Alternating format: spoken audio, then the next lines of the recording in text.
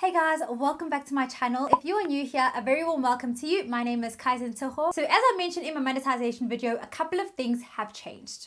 First of all, my background is obviously the clearest thing that has changed from my old videos. And yes, if you have followed me on Instagram, you will know that I have moved into my very first apartment as a self-sufficient adult, and boy has it been interesting. I know a lot of you guys have asked me for an apartment tour and all of that good stuff, and I think content like that will come in due time. But today I wanted to share some content that will put others in good stead who are also looking to make this same milestone. Moving out on your own and being a 100% self-sufficient adult is a very big accomplishment. It's also a very big step and a very big milestone in every person's life. And I think having done it recently, I thought that this is the perfect time to actually share my insights and my reflections on my experience in moving out. So in today's video, I'm essentially going to cover the steps that I took to basically get myself to move out of home, as well as some apartment essentials and some tips about living alone. This is going to be the first video of my moving out or moving in series. So don't forget to check out my playlist as I add more and more videos to this one. I think I've covered everything for the intro, so let's get into today's content.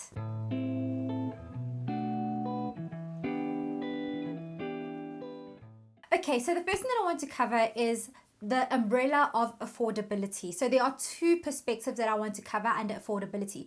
The first one is you absolutely need to, when you're looking, it's very exciting to kind of see, oh my gosh, like these are the things that I can afford. And some of those things or some of those options might be really, really nice and very extravagant and glamorous. But I want to urge you right here and now to make an adult decision and not go for the apartment you can afford under the best case scenario.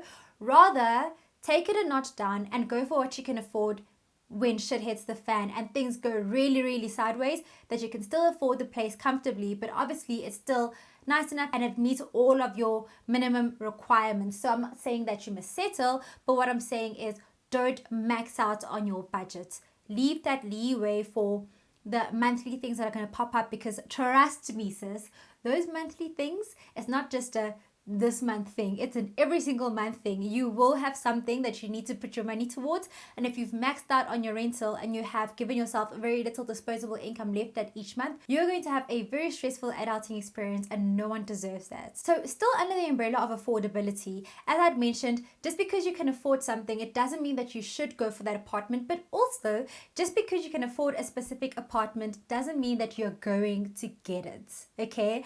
And this is a very big rude awakening for people who have just entered the adulting life and you haven't really worked, or you don't have a credit record that is solid enough. Your credit score is very, very imperative, and it is what contributes majorly to whether or not you're going to secure an apartment. So just like you are shopping around and you're looking for a place to stay, your landlord is also shopping around looking for the best tenants for their place. They're going to be looking at things like whether you can afford, whether they believe you can afford their apartment comfortably, or to their comfort level. And they're also going to be looking at your credit score. Are you a person who is a good payer or a bad payer of credit? Because if you're a person whose credit record reflects that you skip out on payments, you miss payments, you're late on payments, they're probably not going to take you. They're going to take someone else over you, especially if you're looking to move into super competitive areas where there are a lot of people and there's a lot of demand. You need to make sure that you've positioned yourself in the best way in order to get the apartments that you're looking for.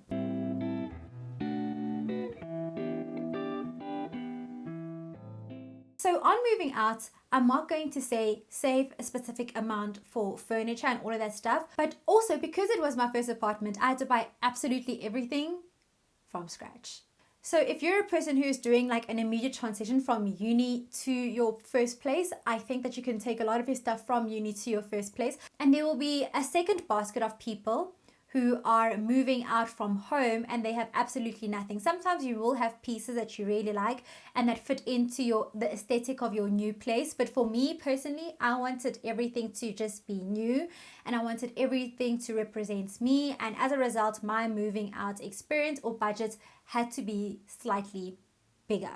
The one piece of advice I can say though is, whether you like it or not, the first month is going to be rough. Irrespective of how much you save, things just add up. Because remember, when you're moving into a new apartment, you have to buy things like extension cords, you know, you have to buy things like a drying rack, things that you never worried about at your home and they just always seem to appear. Now you need to worry about all of those things. And when you're factoring in a moving budget or a moving out budget, I know that you don't have extension cords in there. I know that you don't have light bulbs in there, and all of those things might seem like very minor things, but they add up, sis. Especially if you have a big place or you have multiple rooms with multiple sockets and you need to connect things at almost every socket.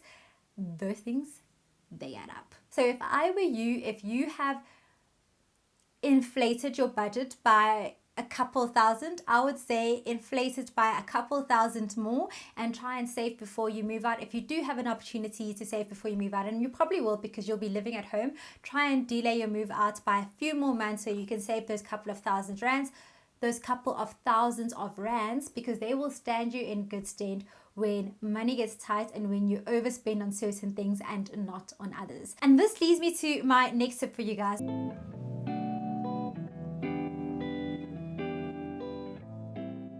When you move out for the first time, especially when you are independent and you are paying for absolutely everything, it's very, very easy to, and if you're a person like me, it's very easy to get caught up into wanting only the best in your apartment. And as a result, you end up spending 1,000 rand on a 5-liter toilet for your bathroom, when that 1,000 rand could have added to another piece of furniture that is bigger and more useful for you. So I would say, looking back on how I apportioned my money, I made everything important. And now that I live at my place, I realize I didn't need to spend that much on that Brabantse bin, sis. I didn't need 2 Brabantse bins.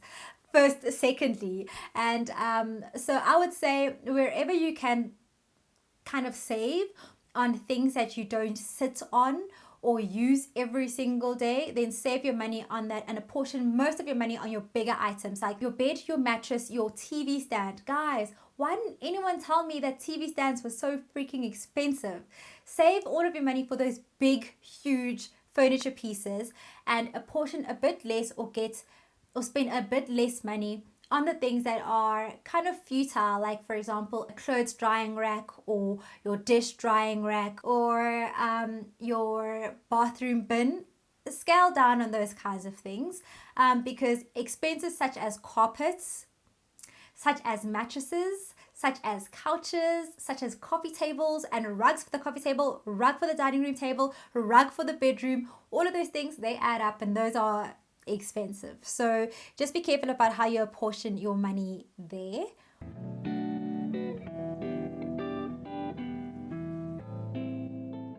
If you make a mistake with one big piece, that's almost like 10,000 rand, for example, that's gone down the drain. And now you need to like work around that piece in an aesthetically pleasing way.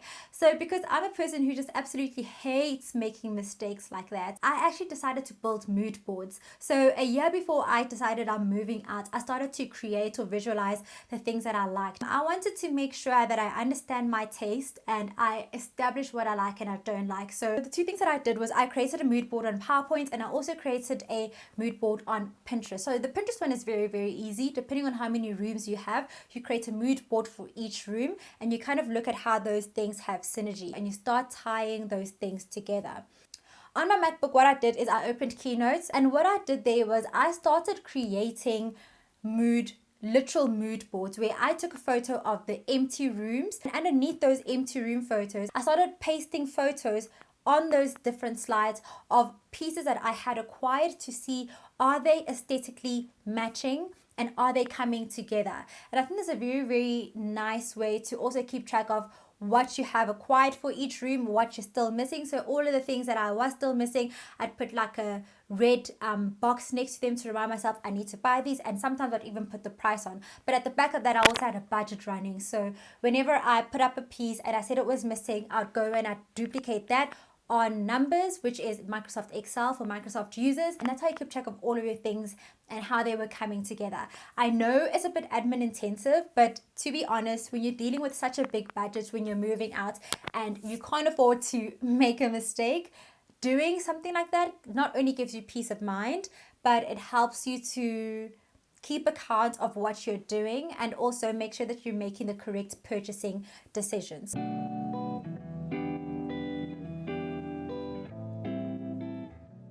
Now, having moved in for a month, obviously I have a very clear understanding of what are essentials in my apartment, what are those things that I keep reaching for, and I'm just so grateful that I actually have, or that help my living in experience that much easier. So before I moved in, to be honest with you guys, I thought that absolutely everything was an essential.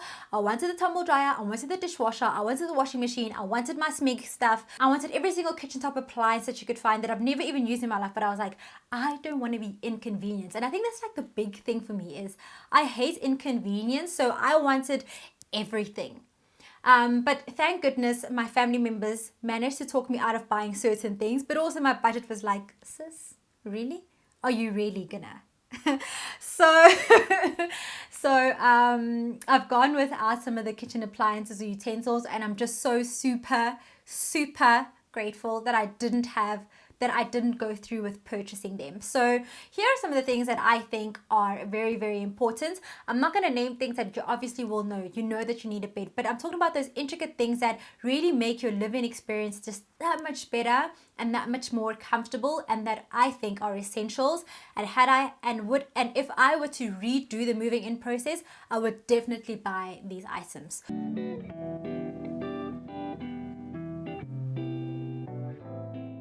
The first thing on my list is a heater.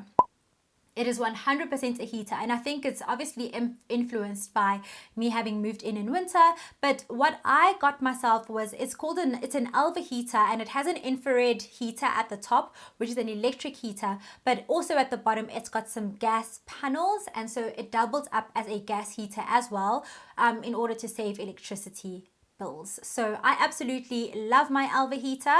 I am going to link it so you guys know where I got it, and how it looks, in case you guys are also interested in buying it. But I would 100,000% definitely rush to get that again.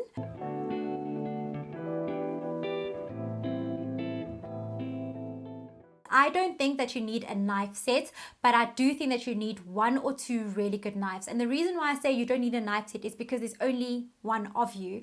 You're only going to need to use one knife at a time. And we all know, guys, we usually gravitate to one type of knife. So for now, I only have one knife in my drawer, and it served me really well. I don't even remember for the life of me where I purchased it, but I want to get another one that's exactly like that one, because it's super sharp, it's easy to clean, and it cuts almost everything. I don't struggle cutting anything with it. So I would recommend you get yourself 1 knife, 2 knives max, but not a knife set.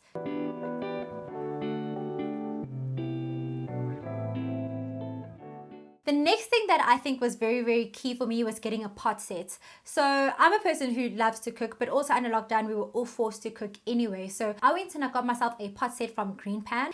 And Green Pan is essentially an international company that makes healthy ceramic cookware. So wherever you would see like non-stick cookware, and you can see that it's got like a black coating, that's essentially made of Teflon. The thing that Green Pan puns is the fact that all of their pans and their pots are lined with a ceramic non-stick layer, which is non-carcinogenic and actually lasts longer than the non-stick or the traditional non-stick pans.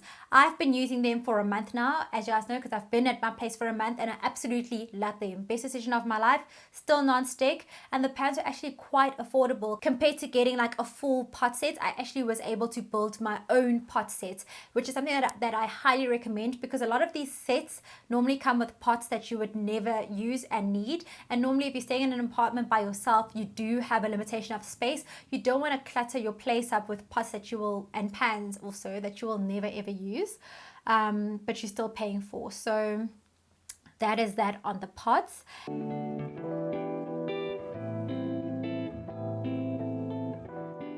So guys, the next thing that I got, which is a bit on the pricey side, but I absolutely am so happy that I grabbed myself one of these, is a Joseph Nest 9 Plus multicolored set. So what comes in the set is, it's basically 9 pieces. You have a big mixing bowl, you have a smaller mixing bowl, you have a sieve, you have a colander, or whatever you call it, and you also have measuring cups within it. So The reason why I like the Joseph appliances is because they make really high quality products that are going to last you for a very long time. And I love these bowls particularly because you can get so much function out of them. They are very easy to store, especially for people who have limited space.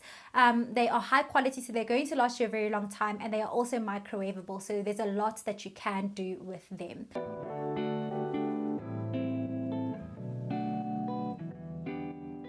The next thing that I think was very, very key to get is my step ladder. First of all, I'm a really short person, but also the way that my place is set up, there's a lot of storage, but you need to get on a step ladder in order to kind of stack all of your stuff.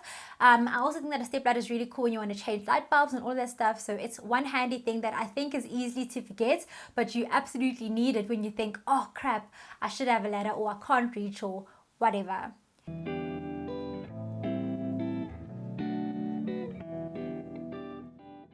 And guys, the last thing that I want to emphasize is good quality bedding.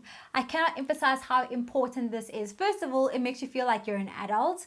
But secondly, your quality of sleep, I think also coupled with your mattress, is so incredible, so comfortable. I feel like I'm sleeping in a hotel bed every single day, and that's essentially what I wanted to achieve when I went for the pieces that I went for. So I have a video coming up where I'm going to show you the mattress that I actually purchased. I don't want to spill too many beans because it really was an unconventional purchase. It left a lot of people in my family wondering whether I made the right decision and asking me multiple times, so you're sure about this mattress, right?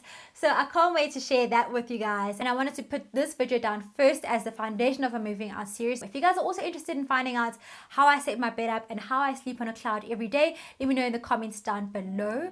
Okay guys, so we've reached the end of the video. I hope that you guys actually enjoyed this video and got some insights, especially if you're planning on moving out. I hope that this has helped. Don't forget to hit the subscribe button and turn on your notification bell, as well as give this video a thumbs up if you found it useful. If you are in the process of moving out, let me know how far you are. When are you moving out? What have you gotten? And also, if you are interested in seeing specific home content from this series, let me know as well, and I will hook it up for you. Until next time guys, thank you so much for tuning in. Ciao for now.